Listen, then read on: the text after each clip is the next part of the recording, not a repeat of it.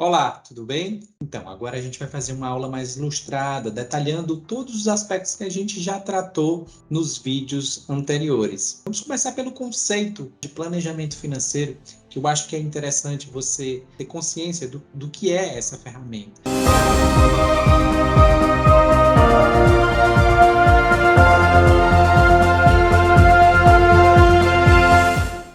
Então, o planejamento financeiro é uma ferramenta, de administração financeira que consiste no processo de organizar a ação financeira realizada através do reconhecimento da situação financeira atual. Como eu falei, aquela questão do GPS, onde você está e onde você quer chegar. Junto com a determinação dos objetivos, onde você quer chegar, um estudo dos possíveis caminhos, ou seja, rotas alternativas que você pode estabelecer e utilizar para alcançar esses objetivos. Então, planejamento financeiro é uma estratégia, uma ferramenta para que você possa alcançar os seus objetivos de vida. E aí, vamos ilustrar alguns aspectos, com relação à importância do planejamento financeiro. E eu acho que esse gráfico ele ilustra muito bem o que realmente é o planejamento financeiro. Geralmente, quando a gente começa a pensar sobre planejamento, a gente acha que é linear, uma reta que vai de um ponto A a um ponto B. Mas veja como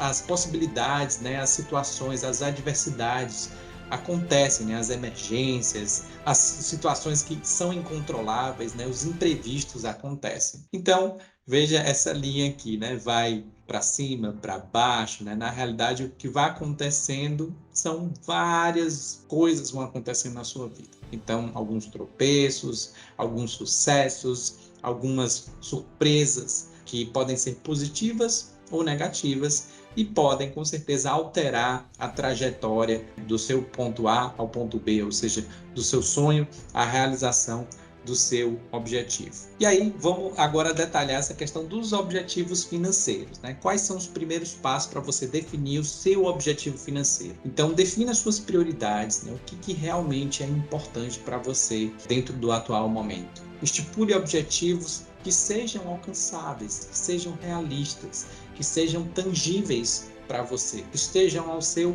alcance. E aí, o passo a passo. Para cada objetivo, você vai ter que responder essas perguntinhas. Quanto você precisa? Para que você precisa disso? Por que você quer realizar esse objetivo? Quando você quer alcançar esse objetivo? E como você vai fazer isso. Então, detalhando esses aspectos, você vai poder ter maior clareza e definir uma estratégia mais possível de alcançar esse objetivo. E aí, como é que você faria, como você seria específico, mensurável, alcançável, relevante e temporal, ou seja, um objetivo SMART. Então, ser específico é dizer, olha, eu quero na data tal, e aí você vai mensurar. Quanto você precisa? Preciso de 30 mil reais. E aí você tem qual prazo para alcançar isso? Quantos meses você precisa para, diante do seu atual cenário, da sua disponibilidade financeira, quanto você consegue guardar? Digamos que você teria um prazo de 2 anos para fazer isso. Quanto do seu orçamento você conseguiria guardar para esse objetivo? 200, 500, R$ 1.000? Então, você guardaria esse valor e ele poderia ser alcançável e atingível por você. Por que esse objetivo ele é relevante? Como ele falou ali no exemplo, porque realmente ele gosta, ele é apaixonado por futebol, ele quer e sonha com essa experiência desde quando era criança, então, assim, ser relevante.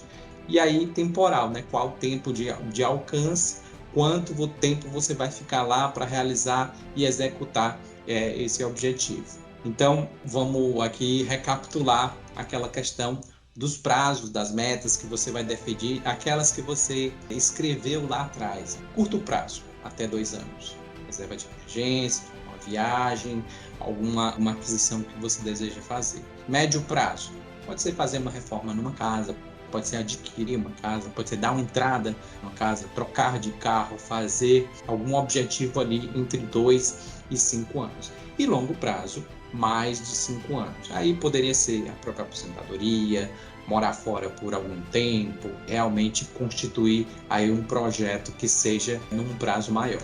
E aí os benefícios, né, dos objetivos bem definidos. Primeiro, que isso vai causar uma motivação, ou seja, você vai se levantar de manhã e vai ter um objetivo pelo qual você vai ter que trabalhar, viver, guardar, economizar, se comportar de uma forma que você alcance de uma forma motivada aquele objetivo. Você vai ter um foco para a realização daquele objetivo. Você vai elencar um aspecto que é muito importante com relação ao planejamento financeiro, a disciplina. Muita gente não alcança o seu objetivo porque não tem disciplina, não tem consistência, né? Não está amparado num objetivo muito claro, não vai motivar, vai acabar largando aquele objetivo e aí, que nem aquelas promessas que você faz quando um novo ano vai começar. Vou emagrecer, vou começar a fazer exercícios, vou estudar, vou passar num concurso, seja qual for.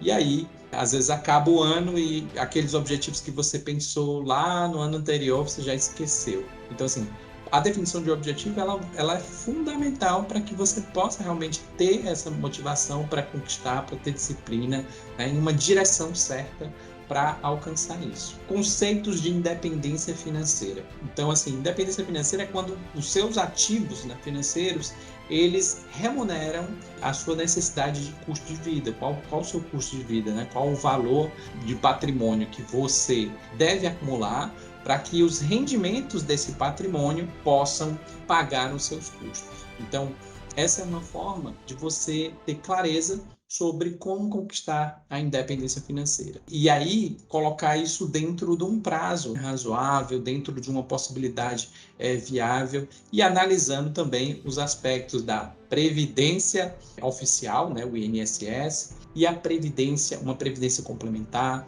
ou uma carteira de investimentos que você tenha, né, tanto em ativos financeiros, bolsa, fundos de investimento, previdência privada, imóveis, no seu próprio negócio, um negócio que você construiu. Então, existem várias formas de você construir um patrimônio que vai remunerar você lá na frente, lá no futuro. E aí, para acelerar a aposentadoria, lógico que existem algumas estratégias, né? A primeira delas é, se você não quer antecipar esse prazer agora, ou essa liberdade agora, você vai ter que se privar um pouco, ou seja, reduzir seus gastos, reduzir um pouco o seu padrão de consumo para que você possa guardar mais, ou seja, aumentando sua renda ou guardando mais, para que você possa aumentar a quantidade de aportes ou investimentos que você vai fazer todo mês. Com disciplina, você guardando todo mês, se você aumenta essa capacidade de poupança, né, de investimento mensal recorrente dos seus aportes na sua carteira de investimentos, você vai alcançar isso de uma forma mais acelerada. Tá? Então, ganhar mais, gastar menos e investir melhor os seus recursos vai acelerar o alcance do seu objetivo de aposentadoria, ou seja, fazer boas escolhas, alocar bem a sua carteira de investimentos. Você vai, com certeza, tendo um controle, né, melhor do seu orçamento, dos seus objetivos, alcançar com rapidez a sua independência financeira. Existem alguns métodos, né, que você pode guardar, por exemplo, os seus recursos, já revisando aquela questão do orçamento. Existe a estratégia dos envelopes, que é o método dos envelopes, no qual, quando você ganha aquela renda, você já guarda para cada categoria de consumo, né, do seu orçamento pessoal ou familiar, dentro desses envelopes, o quanto você tem que gastar com cada uma dessas compras. Então, restaurante, por exemplo, guardando aqui R$400, R$1.000 para moradia, né, para o aluguel, ou para o pagamento do financiamento, R$300 para a educação, e aí para cada categoria de consumo do seu orçamento, você guarda no envelopezinho dinheiro físico e realiza ali aquele ciclo mensal, né, do seu orçamento. Essa é uma forma, é uma estratégia. E aí, vamos ver alguns modelos de orçamentos, né, que a gente citou lá, o 50, 30, 20, mas existem outros e outras referências que você pode usar como referência ou como insight, aí, como modelo, exemplo para a sua dinâmica, né, para a sua vida. Aí. Então, assim, o 50, 30, 20, né, que eu falei, né, então 50% para gastos essenciais, 20% para investimentos, reserva de emergência, objetivos de curto, médio e longo prazo, e 30% para estilo de vida, que pode ser cultura, educação, algum consumo, algum esporte, alguma coisa que você faz e que você colocaria aí dentro dessa caixinha dos 30%. O Segredo da Mente Milionária, ele trata, né, e divide essa pizza em mais fatias, detalha um pouco mais esses aspectos. Então, ele considera gastos, as necessidades básicas aí, 50% da pizza, né, a metade, 10% para doações. Algumas pessoas costumam guardar, né, 10% do que ganham e doam para a igreja ou para uma entidade social, né, uma entidade de caridade, 10% diversão, né, estilo de vida, cultura, seja qual for, mais 10% para instrução, né, financeira, aí investimento em conhecimento, investimento em habilidades suas, né, habilidades profissionais também podem ser direcionadas ao aumento da sua capacidade de renda, ao seu desenvolvimento na sua carreira. Então 10% seria focado aí na parte de educação. Outros 10% poupança e despesas de longo prazo, aí seria realmente reserva de emergência, né? Uma coisa mais de curto prazo, e investimentos 10%, aposentadoria, previdência, essa questão mais de uma reserva de carteira para o futuro. Então, realmente, aí ele divide aí em, seriam 6 fatias, né? 50% gastos básicos, e aí ele dividiria em 10% para cada uma dessas categorias. O Homem Mais Rico da Babilônia, ele já detalha de uma forma um pouco diferente, né? Considerando 70% seriam gastos de necessidades básicas, e aí os outros 30% que sobram, 10% para investimentos e 20% para pagamento de dívidas ou fundo de emergência, ou seja, para aqueles custos variáveis ou para despesas de dívidas ou reserva de emergência ali de curto prazo. Já para o You to Be Rich, que aí ele fala que você deve considerar 60% já para sua necessidade básica, e os gastos, gastar livremente 20% da sua renda, ou seja, você